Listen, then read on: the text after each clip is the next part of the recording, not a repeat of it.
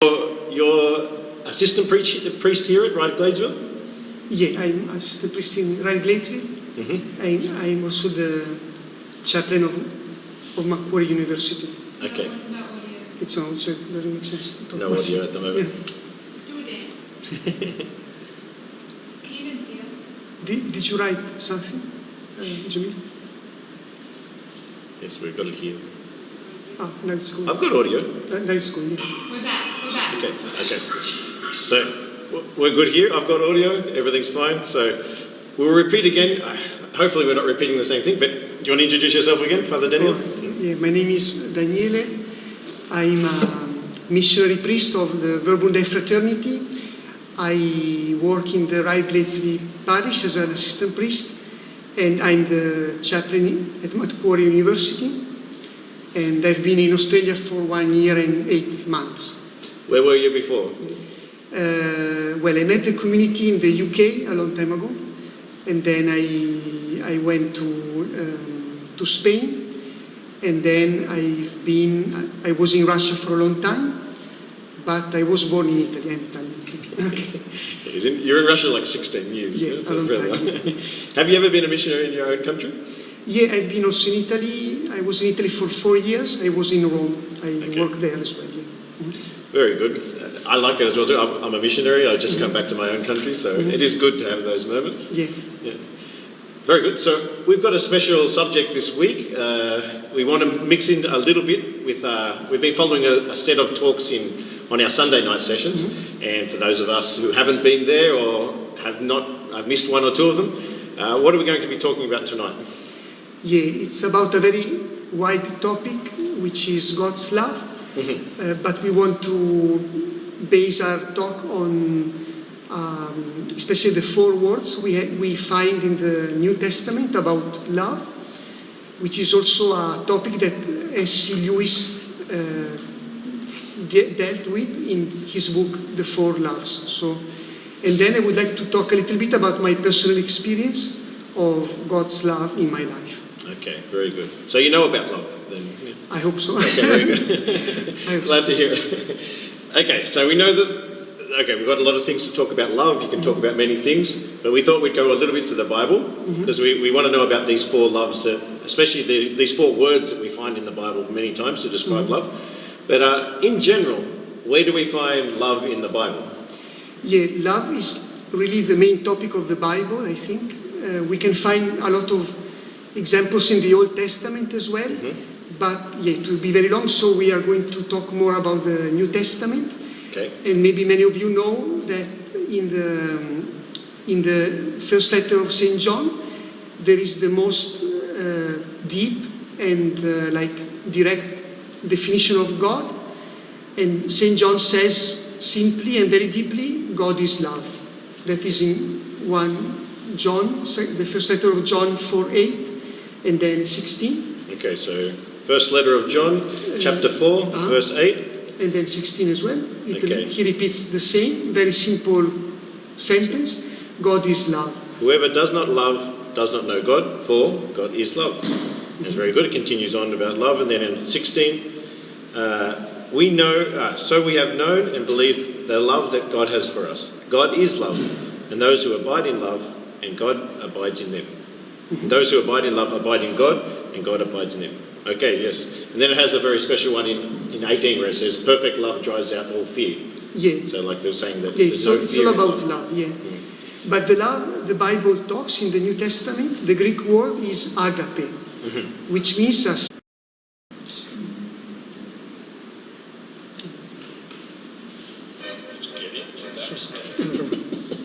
You can't play that on the actual video. This is my act of love. Yeah, okay. Sorry for the technical problems. Anyway, we were about to read 1 Corinthians 13. Chapter 13. Verses 4 to 7, which describe very well what this love, agape, is all about. So it's this very famous description of love. Love is patient, love is kind, love is not envious or boastful or arrogant, nor rude. It does not insist on its own way. It is not irritable or resentful. It does not rejoice in wrongdoing, but rejoices in the truth. It bears all things, believes all things, hopes all things, endures all things. Love never ends. It continues on to... No, that's it. Yeah, okay. But that's the more description Yeah. of what it is. Yeah, just briefly, I can say that if I'm here as a missionary, as a priest, it's because especially in one precise moment of my life, I really experienced this kind of love from God. Actually, here St. Paul doesn't talk about God specifically, so this love can be applied to God, but he can also be applied to us. We are called to love in this way. But yeah, I can say that I firstly felt loved in this way by God. Yeah, I would like to mention like the last passage of the Bible, which is interesting too. It's John 21, chapter 21, verses 15 to 17, which is also a very known passage about, it's this dialogue between Peter and Jesus after Peter's betrayal, after Jesus rose again, So we have this personal dialogue. And I can read it out if you want. Yeah, if you want, yeah. When they had finished breakfast, so this was after they had that whole moment where they fished and then they ate breakfast that Jesus cooked for them. And then when they had finished breakfast, Jesus said to Simon Peter, "Simon, son of John, do you love me more than these?" He said to him, "Yes, Lord. You know that I love you." Then Jesus said to him, "Feed my lambs." A second time he said to him, "Simon, son of John, do you love me?" He said to him, "Yes, Lord, you know that I love you." And Jesus said to him, "Tend my sheep." And he said to him the third time, "Simon, son of John, do you love me?" Peter felt hurt because he said to him the third time, "Do you love me?" And he said to him, "Lord, you know everything. You know that I love you." And then Jesus said to him, "Feed my sheep." Yeah, so here it's interesting because in the original Greek, Peter uses the word philia, or the verb philia, which means like a love of friendship, basically. Whereas Jesus uses the word agape, which is this unconditional and total love. Only in the end, it's curious, but Jesus asks Peter if he loves him, using the same word as Peter, so philia. So maybe he understood that Peter wasn't mature enough to love in a total way, but that's an interpretation. Anyway, that can leads us to the other. It's very nice because other languages actually pick that up. Yeah. English doesn't. English just only says love. You have love and like, but it's a bit different. Yeah, but in this passage, for example, in Spanish, I remember very clearly it says, Simon Peter, it doesn't say Simon, Simon, hijo de Juan, so son of John, tú me llamas. So it says, do you love me? And it uses the verb amar. And then he responds back and says, por supuesto, te quiero. So I love you, but it uses the word quiero, which is actually the other verb, which is a lower type of love. People understand that in Spanish very easily. Actually, in Tagalog, the same. I have ibig and what was the other one? But there's another word, I can't remember it now, I'm getting a bit thin. But in Italian, is the same? We have, two different expressions. How does Amare e voler bene. Yeah. Okay, so... Amare e voler bene, which is a bit less, we can say. Okay, so in the interpretation in Italian, it would actually make that distinction. Yeah, it's true. Yeah. Okay, very good. Yeah. So technically, when we read that passage, we should be able to see that distinction. So in English, we don't see it because it just gives the love part. Okay, so we'll talk about these 4 different types of love. Where does this come from? Well, there's many writers have actually wrote about this all the way through history. Is there anywhere in particular that you find this part quite interesting, or who gives a good explanation of these types of love? Yeah, there is a philosophical Christian book from C.S. Lewis. C.S. Lewis. C.S. Lewis. Yeah, okay. Sometimes not the Sacred Heart of Lewis. I get confused with the Russian. Sorry. Yeah. But anyway, he's a very famous Christian writer from last century, from the Anglican world. But anyway, he's a very deep and very famous. He wrote the Chronicles of Narnia. Many of you, I think, know him. The Witch in the Wardrobe. Yeah, many famous. Yeah. This book, for the 4 Loves, maybe is not so popular, but he's very interesting. And actually, he analyzes these 4 kinds of love according to the Bible, according to the New Testament, according to the Greek language. So, yeah, we can summarize just very But he quickly. starts Yeah. thinking about something about need and gift. Yeah, that's interesting too. Yeah. He talks about this love when it's like a need, which is normal because especially when we are little babies, when we are children, we need love from others. But he talks also about love as a gift, which is more the love from parents. But we all need to grow also in giving ourselves to others. So we actually all need these 2 dimensions of love all our life. But the normal process is to grow in love as a gift, as agape actually. But yeah. Okay, so so we can go through these 4 different types of love. They all have 4 different words in Greek that align with them. And we don't quite have the same in English, but we'll try and work it out more or less how it does. So which one's the one to start with? What's the most basic level of love? Yeah, the basic in Greek is storge. Storge, okay. Yes, so it's like this love, especially in a family. So it's the most natural love towards your parents, towards your children as well, towards your siblings. So it's the love we are really linked to in a natural biological way. And so if we have a happy, normal family, it's like the guarantee of a happy life too. It's like the basis of everything. So it's really something that should be natural for most people. But it can be also corrupted somehow. For example, if a child is too spoiled by their parents, or if there are, I don't know, if the mother is very possessive, for example. So there can be also some kinds of distortions of this love. But in general, it's the most natural and yeah. So would you say this level of love would even expand to like the love for the humankind? Is that sort of in this level of love as well too? The one that we belong to a community, that you understand that there's something between us, and then, without even really choosing it or anything like that, you still have this love that's available. Yeah, it should be, but at least little by little. For example, in a religious community, we should have this kinds of link, this kind of link. But it's a bit different, yeah. Because even, for example, I love Australia. Now, I don't really know other Australians, but when I meet an Australian overseas, I automatically have a love for them that's different from other ones. But the only thing that really connects us is the fact that we actually were born in the same place. So it could be. Also, it's similar. It can introduce us to the second kind of love, which is philia. Philia, okay. Yeah, which is usually like friendship, but it's interesting because C.S. Lewis also underlines that. Usually you choose friends among those who have something in common with you. Okay. So for example, it can be someone from your country, someone who has the same faith, who has the same interests, who has the same, like something in common, some sport or some hobby. You don't usually choose friends for someone who doesn't have anything to do with you. So friendship is really, is also a love without interest, if you want. You don't have a biological link with the person. You're not going to have children with that person.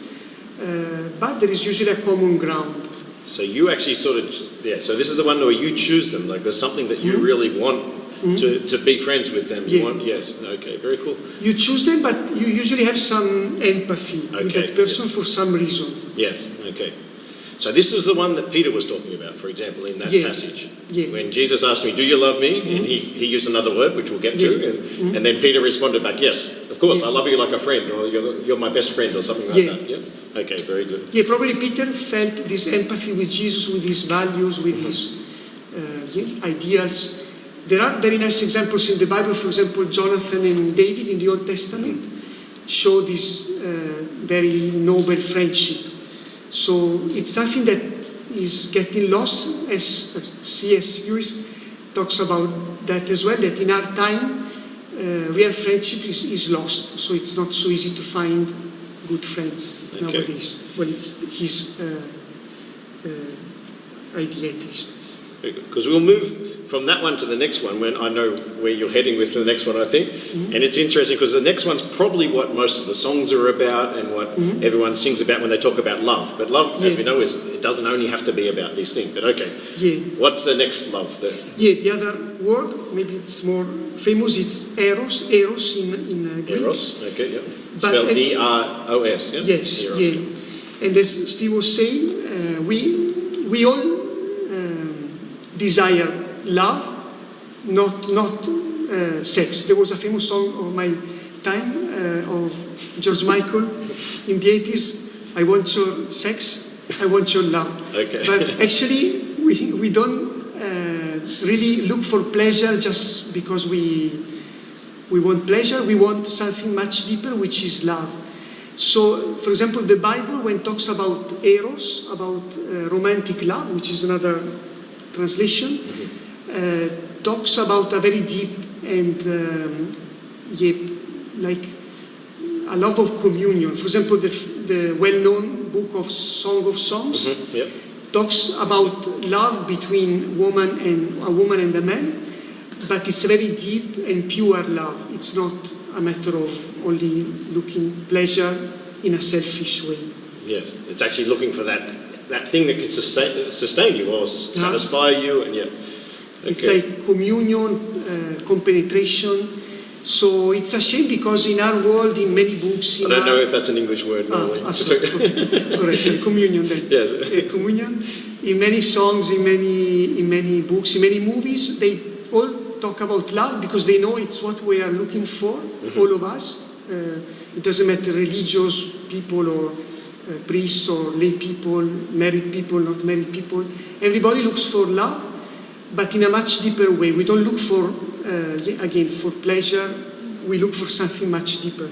And so the Bible talks to us about that. Very good. So, yes, we do actually see quite a bit that's used in the Bible, eros, in different ways.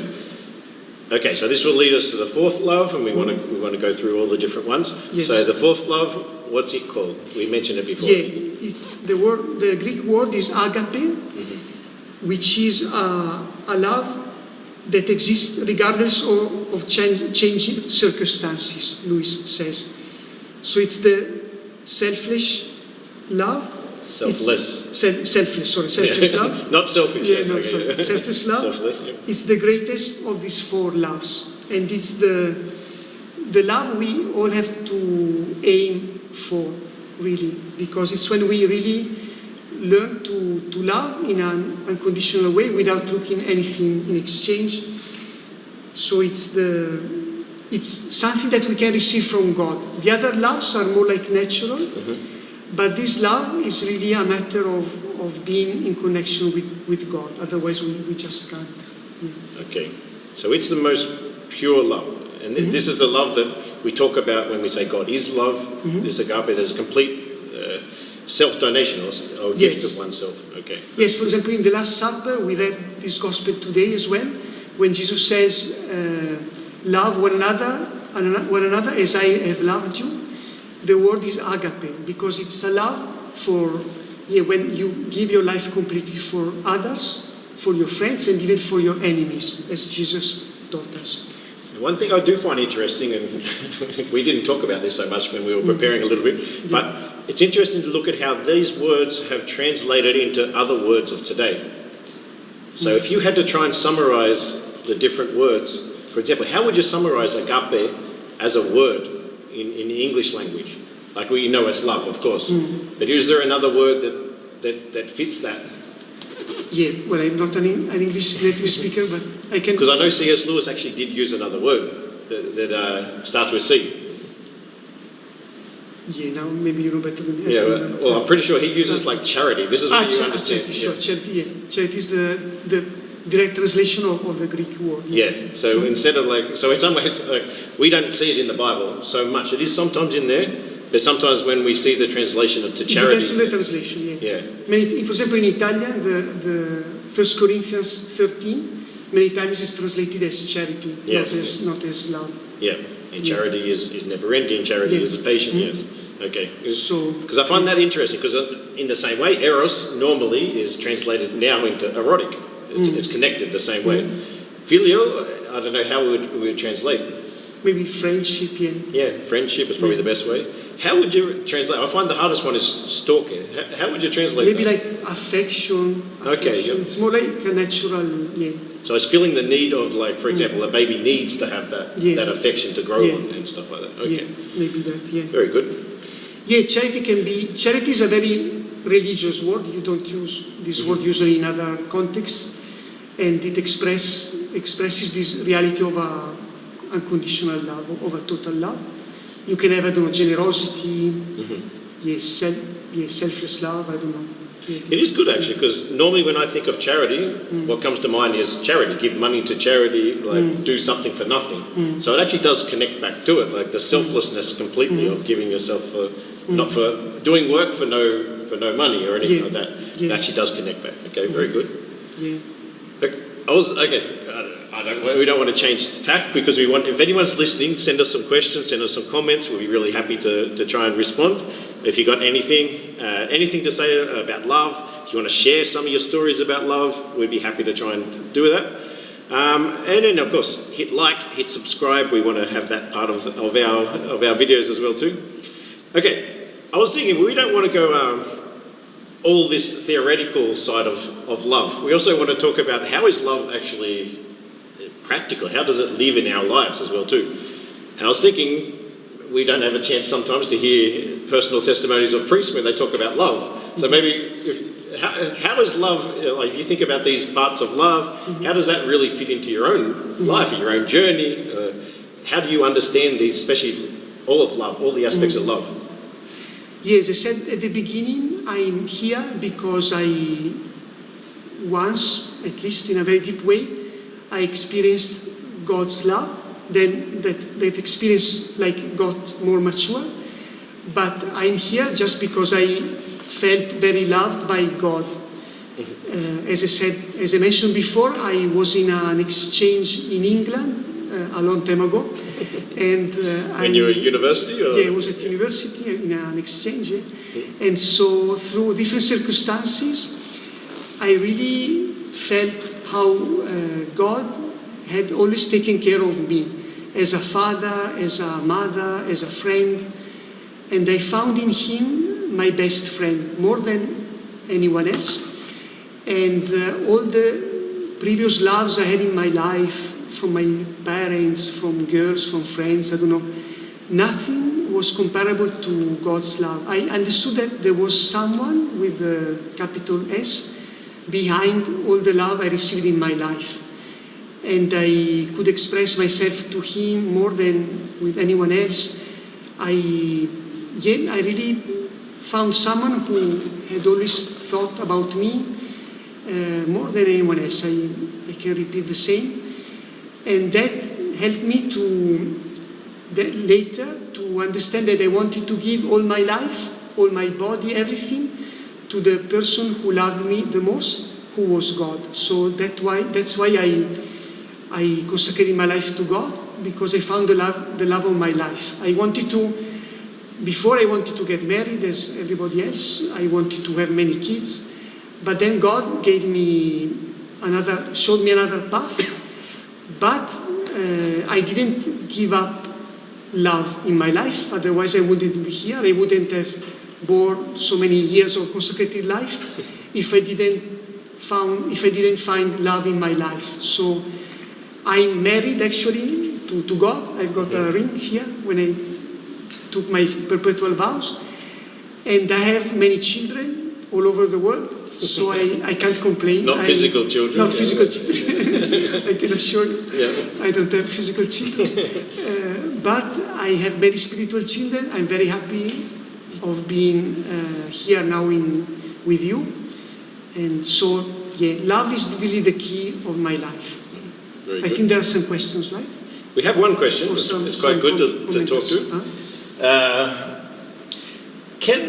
This is talking a little bit about like eros, we know that we were talking about this the other day in our session on theology of the body, but eros can be distorted in different ways, especially when lust is involved. And lust is no longer love, because lust is all about taking it for yourself rather than giving it. Okay, the question is this: can the lustful desire for sex with a person become love afterwards? Or is the lust too much of a distortion? So it's an interesting question. Yeah. If you, for example, many people in the world of today, they understand love as this, like the desire to be with the other person for pleasure or for sex. Can that lead into love, like a true love that we're talking about, leading towards this type of love of agape that actually reflects the greater love? Yeah.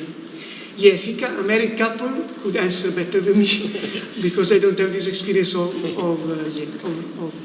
intercourse and all that. But I think it should be the normal process of complete self-giving to the person you know will be the one is going to be your partner or your life in the sacrament of marriage, blessed by God. So it should be a natural process of self-giving, of expressing the deepest love. So yeah, I think we all struggle with lust, but God can really orientate and transform those desires in pure love, little by little. But we, as I said, we need deep inside, we need this communion. We don't need only pleasure, we need this communion. I can tell you as a consecrated person, I don't have sexual relationships, but I really feel in a deep communion every time when I receive the Holy Communion. There is even a physical touching somehow, and that is what Eucharist is about. Is everything working? Yes. Okay, Yes. so I was thinking we had some technical problems. Sorry. I can give a bit of an answer a little bit along the same way because, okay, I don't think she's watching this, but it'd be okay. I had a really good friend before, and I still do, but I'm not so much in contact with her now because I lived overseas for 10 years. I won't say her name, but in the beginning, when I met her at high school, I was sort of in love with her, I would say in the line of eros, but even a bit more distorted. I really wanted to be with her and get together in that way. It was when we were young, we were 16, 17. And then we sort of dated, but we didn't really go out. And anyway, in the end, we became good friends. And then later, she ended up going out with my best friend. So I became best friends with her in a very deep way. When it became more than actually about attraction to her anymore. So later, my love for her actually became far more pure, I would say.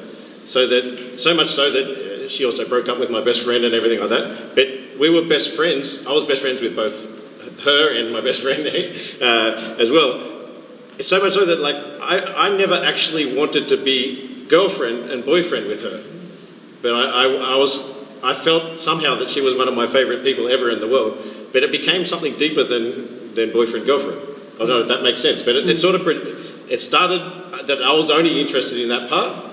But then later, and until now, she's like one of my best friends, I would say that easily, that I shared many things with, and especially before I was a consecrated brother and everything else. And then it became greater. And I couldn't quite explain it to many other people because we had this close bond. We used to hang out all the time, and people would often ask us, like, are you two together? And no, and I didn't feel that need to want to try and be together in the terms of eros. So the way I understand it was that it went beyond eros to more like agape, where I wasn't really, and that doesn't mean that agape is only non-physical. It is meant to be, if it's agape between a married couple, it's meant to be also give and take on a physical level as well too. But in terms of that relationship, I understood that in the beginning it started completely eros, but it went deeper. And I found it very, very simple. And I think it's true that this question that Pat asked, it can be. Like you can start with maybe a little bit distorted and everything like that, but with time, if you really, really care about a person and go, it does become something deeper and more pure as well too, in different ways. Yeah. Okay, I have another question as well too. Well, we have a few more different ones here, but okay, we'll go to these ones first. Okay, so we have 4 loves. Is this where you heard of the love languages? Mm-hmm. Do you think they came from these 4 loves? This is a question. Where did the love languages come from? The language, as far as I know, it's another psychologist who Okay. wrote that. Yeah. It They wasn't can sort of become- based upon these 4 different types of love, the classical ones? I don't know, to be honest. I'm not sure. It could be Okay. because it's a Christian psychologist, so Mhm. it could be. There are some connections. Yeah. Okay, because it is interesting, because there's meant to be 5 different love languages Yeah, with yeah, the love languages, yeah. So I Yeah. wouldn't completely say, you wouldn't say Eros is with touch, or... No, I don't think the 5 languages. I don't think we can say one is higher than another. It's more about characters. We have different characters, and so it's more about that, I think. So someone is more sensitive to gestures. Someone is more sensitive to gifts. physical touch. But it doesn't mean that some language is better than another. We are just different. So it's a different, I think, area. Okay, very nice. Another question. Is singleness a gift? And how can we live that time we are given? You mean before finding Yes. your vocation or your life? Well, more like without not having a relationship. Okay. So if you were single. Yeah, I think so. We are all called to a pure love, and we are all called to give ourselves to others today. We don't have to wait when we find the prince or when we become priests or whatever. We can love today because we don't know tomorrow what's going to happen. So, and to be single and to be in search. Yeah, I remember I had a very good time when I was at university. Very good to hear. Yeah. And also I can say in my experience as well, when I joined the community, or I think someone who got married can say the same, it's a much like deeper commitment because you are in a community or you are in a marriage, so you have these bonds, we can say. When you are single, you are still like free. It's good in a way, but it's not an excuse to not be committed to anything. But it's a nice time of search. I have very nice memories about that time. I think it's interesting because every single person lives those 4 types of love. But some stages of your life focus maybe a little bit more on certain ones, if you know what I mean. So for example, and you look at psychology, for example, talks a lot about how a baby, when they're first born, their strongest connection is firstly with the mother and then with the father. So that fits a lot more with the original one, the storge, which actually what you really need to be fulfilled in that part. And then normally anyone who grows up, when they get a little bit older, their best friends become their siblings or the people around them. So they start not only connecting with their mother and father, but they need to go around more with the friendship. That's where it becomes, and even in adolescence, that's the strongest love actually that they deal with. Like their identity, who do they belong to, who do they connect with, and that becomes their identity, being part of a crowd.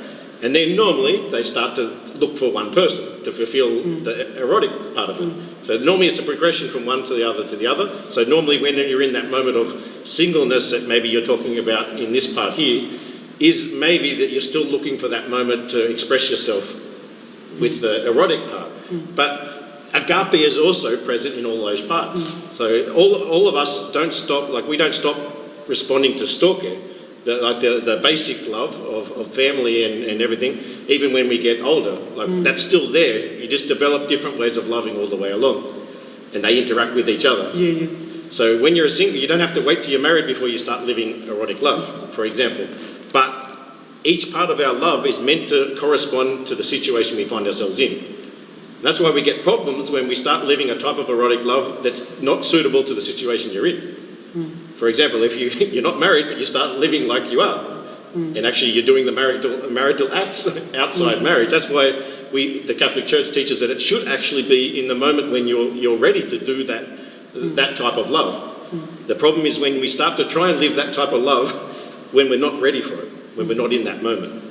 Then I found that interesting. C.S. Lewis also talks about how these 4 loves are not like a ladder, they interact one with another.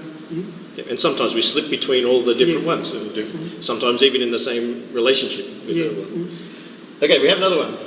Friendship, authentic friendship is hard. What are some ways we can live this out with one another? E.g., when we're called to be firm or tell the truth to someone or give a correction or what are some of the ways that we can live out the friendship sort of part? That can be a little bit harder. Yeah, it's not easy. I understand, as I said, I think each one of us, or all Christians, should find their best friend in Jesus, first of all, and so we will be able to be friends of others as well. Because many times we can look for support in others, or we can look to please others, and so we won't tell the truth, for example, or we will get offended if someone tells us the truth. Yep. So I think we can become friends. We need friends, but I think Christian friendship is a bit different from what the world offers many times. So that's why I think Christian values or the Christian faith can be a very strong bond to build real friendships. It's what I can say now. Yeah. Yes, and going a little bit, like if we look at the Bible, for example, Jesus shows us a little bit how to be a good friend many times, actually. Especially, for example, Peter. We talked about Peter. But he wasn't afraid to tell Peter, you've got the wrong moment. Like he corrected him quite a few times, actually. For example, he says, get behind me, Satan, when he says the wrong thing. When he went to wash his feet, Peter didn't really want, he didn't understand it. So friendship is also about telling the truth. It's wanting to grow that person to be the best person they can possibly be in the different ways. So yes, it doesn't necessarily only mean pleasing the other person. The best way we can please anyone is to actually let them grow and become who they're really meant to be. Yeah. We actually do a little bit of this. I don't know if anyone's ever done this, but as consecrated brothers and priests, every week we have what we call a sharing of faith or a revision of life, where we talk about our life and we talk about all the different things that we're living, and then we give a chance for each one of the others to give us a little, how would you say, a correction if there's anything that we need to have fixed up, if we're doing something wrong, and sometimes it can be very good to actually have that moment, to set aside that you don't feel, especially when you're open. If someone's open to hear that, it changes it a lot. One thing about friendship is you've got to understand what the other person's feeling. So if the person's not open to the hearing and then you tell them, no, you've got to stop doing that, of course they'll tell you to go away. But if they're actually saying, oh, I want to be helped, then you can actually tell them as well too, in a more gentle way. Very good. Say hi to a few of the people that have said g'day. So Melissa said hi and thank you. And Steffi from Mexico is there. She said to say hi and everything, so that's very cool. Okay, we have some more things. What are some practical ways you can tell someone the truth? I think we mentioned a little bit in this ways, but... Okay.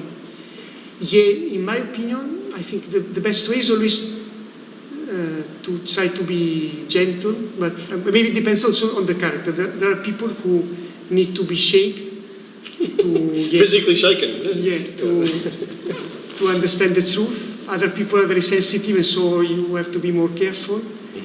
But it's important to see the person in front of you, to find also the right moment, as Steve was saying. But it's part of our friendship also to correct each other, or to help us to grow. So it's again, it's not only a friendship of because if you don't have that in a moment of difficulty, that friend will just leave you because he's not or she's not comfortable anymore. So that is not real friendship.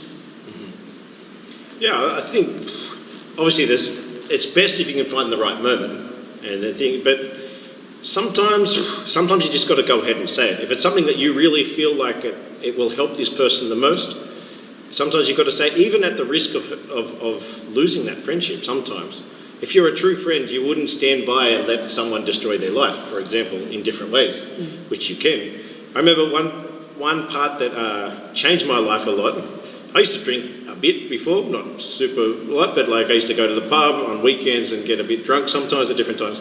I remember clearly one of my best friends who used to do the same thing as well too. He told me one time that you're a better man sober than you are drunk. Straight to my face. And I found it, in the moment I told him to get lost or whatever a little bit, but I really actually appreciated it a lot afterwards because it took a lot of guts to actually for him to say it. Part of me part of my rejection at the initial moment was because I felt like, oh, that's a bit hypocritical. I've seen you drunk so many times as well too. But he was being serious, and he wanted me to be the best person I could be. So actually, later, I really appreciate it, and I would consider that was one moment of true friendship that I actually received that helped me be a better person. So sometimes being a good friend does involve that, like not worrying so much about hurting their feelings. But I would say, in general, you've got to put yourself into the other person's shoes. Like empathy, we talked a bit about empathy, is very needed. So you've got to understand where that person is. What do they really need? And sometimes we really need to pray about it. Like the best way to actually help a friend is to pray about it, pray for them, and then also pray to God. Like, what can I say to that person in this moment? And sometimes I find, a lot of times actually, the Holy Spirit does give you an answer, or even maybe you already know what the answer is, like you know what you want to say, but how to say it in a different way. So, it can be something a bit more simple. Like invite them round to dinner before you actually tell them something. Like there's different ways you can actually make sure you show clearly that I want to be friends with you, but I also want to say this thing to you as well too. It's interesting. I was thinking a little bit along these sort of ways. Is one thing that caught my attention a lot one time when I was watching the movie Frozen. Have you ever seen the movie Frozen? Yeah.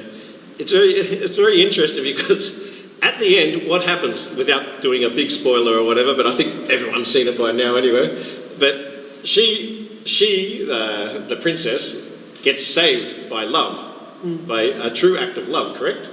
Yes. It's funny because all leading up into that moment, you think that it's going to be the boyfriend, or not necessarily the boyfriend, but the romantic love interest is going to be the one to save the day. And it's very nice because he's chasing to do it, but actually the one who saves the day is the sister.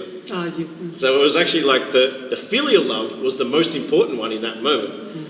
And I found it really nice, like to maybe think about, I think in our society we don't emphasize all the different aspects of love and how important each of them are. And actually that sometimes those ones are probably the ones that actually the person needs in this moment to help them, to make the world a better place, rather than what we always think of romantic love or anything like that as well too. So I don't know if you have any ideas about that. Like, is it possible to share with other people the importance of all the different types of love? Yeah, I think love is much more than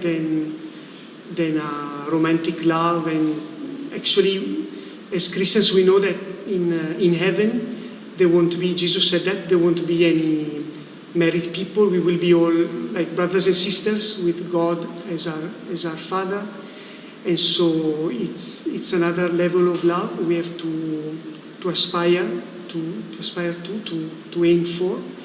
And so love is to really give our lives for others. And I can tell you also in my experience, at the beginning, I felt very loved by Jesus, how romantic, how nice. I think many couples experience something similar. At the beginning you are in love and you see everything nice, everything beautiful.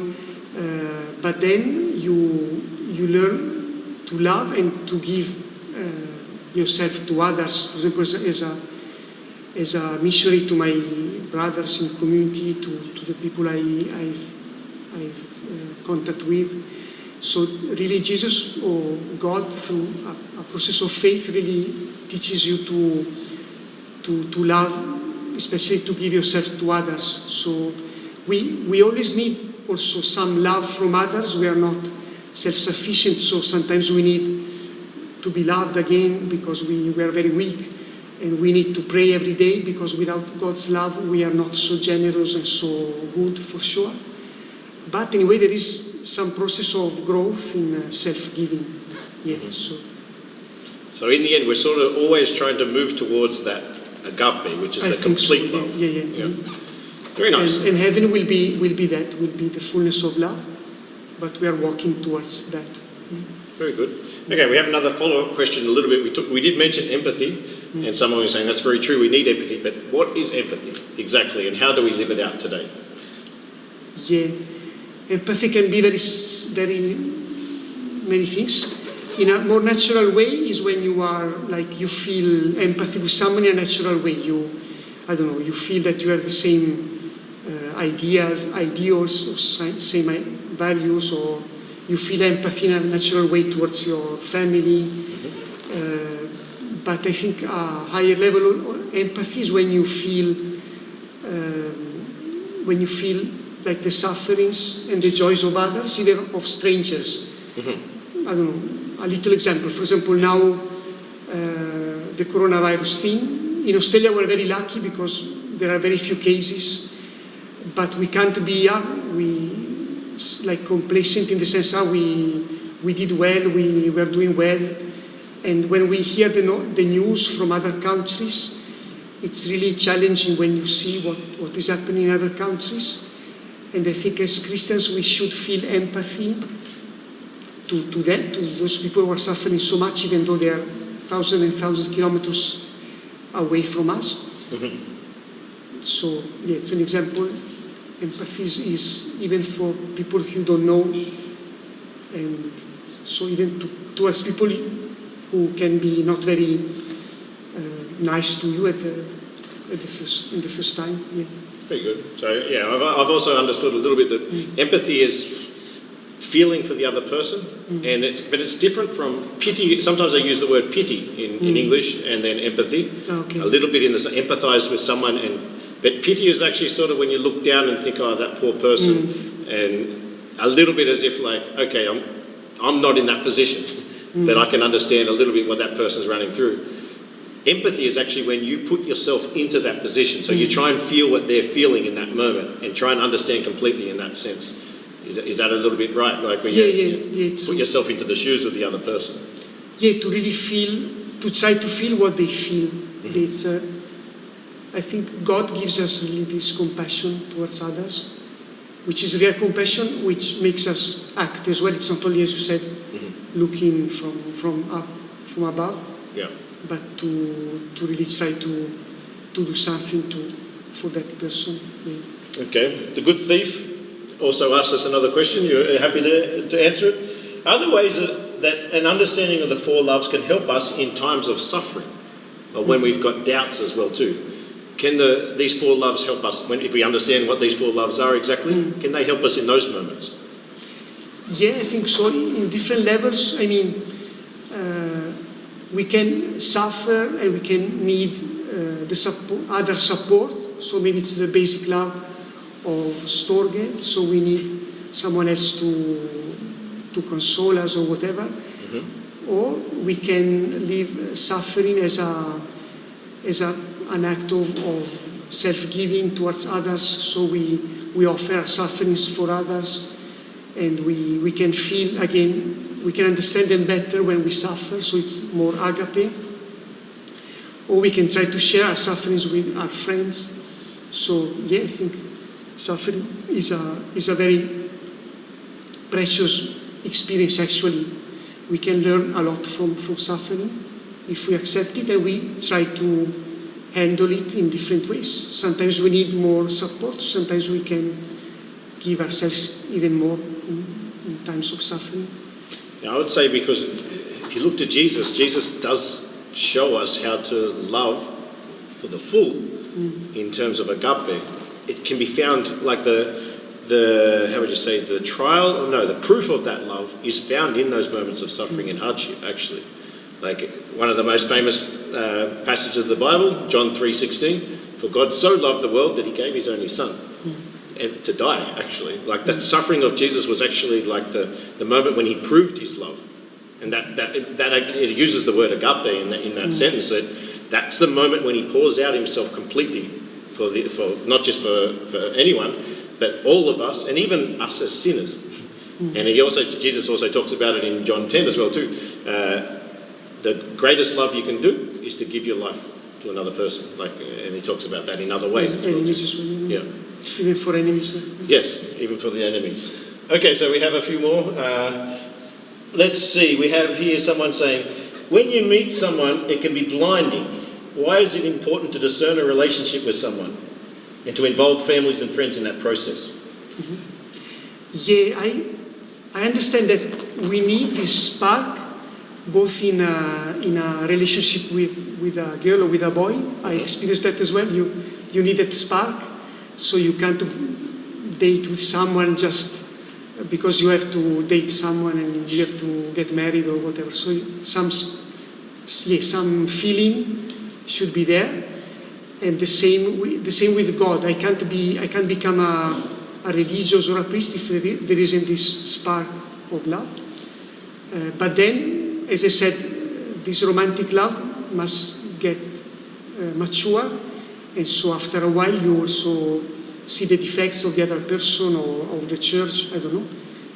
But real love is when you continue loving, even when you see all the defects, when you see all the problems the other person has.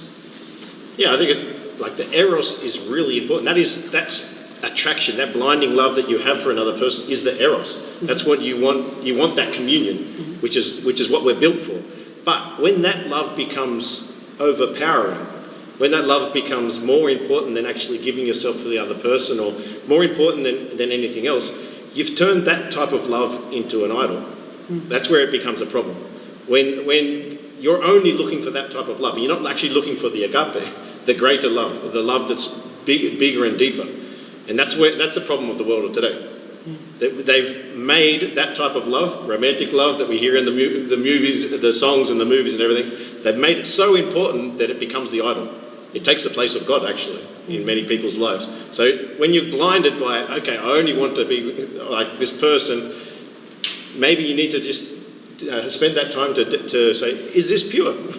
Can I actually be friends with this person, first and foremost? Like, think of the other types of love, like the filioque and the other things, and then see whether that actually lines up. Because many of the people actually that we're so attracted to, when you get to know them, actually, they're less attractive sometimes. I don't know if you've had that experience, but someone who's beautiful, completely beautiful, when you stop and talk to them and you let them actually tell their story and what they've been through and everything like that, that love changes. You don't only want to be with them physically, you turn to see them in another way. And that's the best way, I think, to get to know another person, is to try and actually know them outside the erotic love. And then, of course, the erotic love is also important, but it's not the most important, or not the only important one. Okay, one last one. Steffi's from Mexico. She's here, and she sent a message as well too. One of the ways that God shows us his love is through forgiveness. How can we overcome and forgive someone we loved and betrayed us? So if someone who's loved and betrayed us, how can we actually go past that with forgiveness? Yeah, that is, I think, the agape love, which is without expecting any exchange. And Jesus himself, we know he was betrayed, but he kept loving Judas and kept offering him like an opportunity of salvation as well.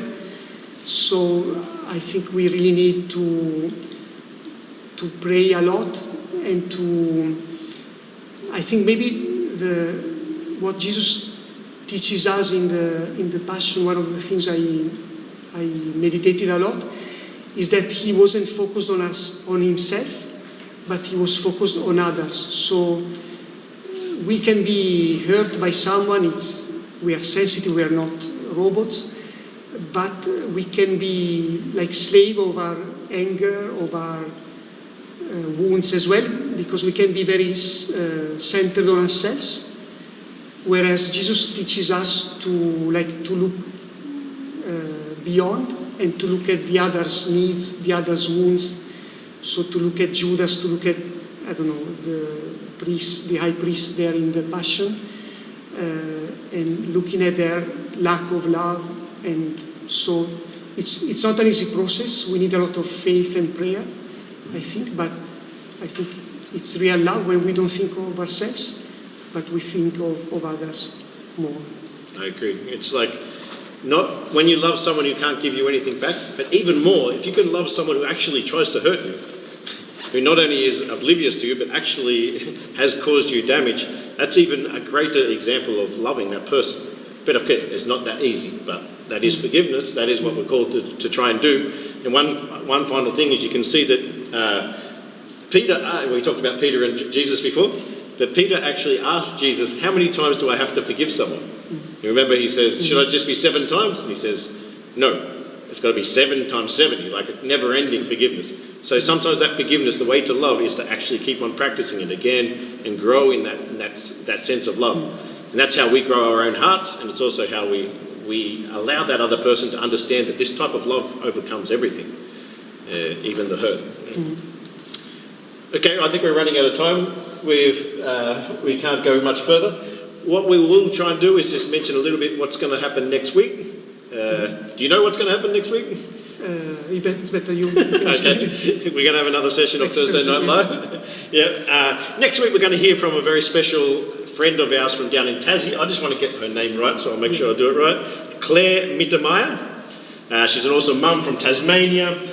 She has a degree in psychology and has studied at the Institute of Theology of the Body down in. So she's going to talk to us a lot about boundaries. What are the best boundaries in our life? How do we live with boundaries? And I think this will be very connected with what we're talking about with love and different things, and especially maybe that question about like when you're blinded by someone and stuff like that. That's when those boundaries will actually save you. But I won't keep going because that's going to be the talk of next week and everything. So next week, boundaries. She's studied this all around the world. She's got a faith that can share with us in that way. So we want to allow for all of you to come and be with us in that moment. Anything else? Okay, and then after that, in 2 weeks' time, we've got a very special guest, but we'll announce that next week. In 2 weeks' time, we're going to have a very special guest for Pentecost. And without saying too much, but it's someone from pretty high up in the Sydney diocese, so without going too far. Even higher than Father Daniele. It's not so difficult. Okay, so anything else maybe, would you like to give a final prayer or anything like that where we actually think? Yeah, I would also like to thank you for your participation, for your sharing, for your questions, and yeah, we're very happy to be with you. So we can say, final prayer. And I can give you a blessing if you want as well. In the name of the Father, the Son, the Holy Spirit. Amen. Thank you, Lord, for this evening. Thank you for everything you told us. Help us to grow in this experience of love from you, first of all, and teach us also to love others as you have loved us. And so through the intercession of Our Lady, we ask your blessing. The Lord be with you. And with your spirit. May Almighty God bless you, the Father, and the Son, and the Holy Spirit. Yes, otherwise I'm thinking. Because Well done, that was very good. No, don't tell me. Hello, everybody. It's online. Michelle just wrote, thanks guys. My first time here, it was wonderful. Michelle, which Michelle? Michelle Keating. Casey. Ah, okay. Father